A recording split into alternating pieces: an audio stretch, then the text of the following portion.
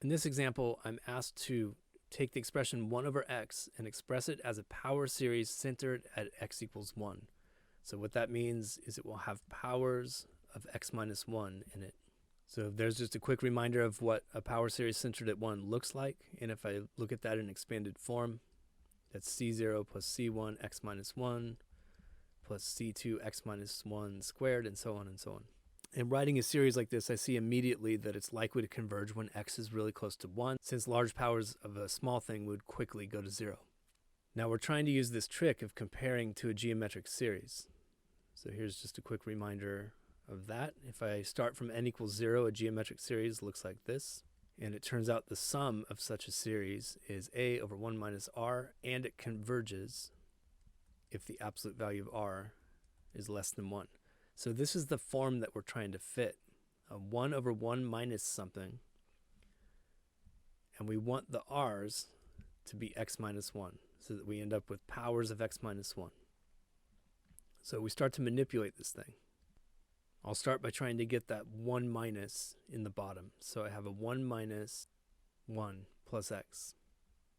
I can gather those two terms on the right and write it as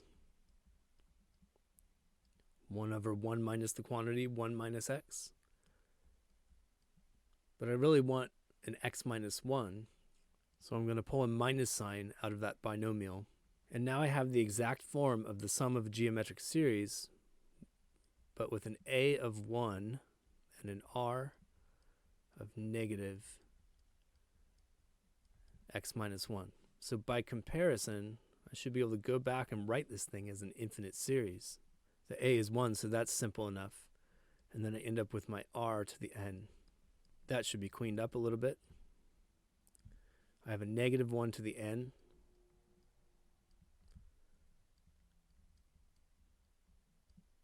And then x minus 1 to the n. All right, so our cn's are just negative 1 to the n. It might help your intuition to view this in expanded form. So if I plug in n equals 0, I get just a 1 out of it. Plug in n equals 1 and you're going to get a minus sign and an x minus 1. Plug in n equals 2, you're going to get a plus sign again, and x minus 1 squared. And now I see the pattern. It should be minus x minus 1 cubed plus x minus 1 to the fourth, and so on and so on.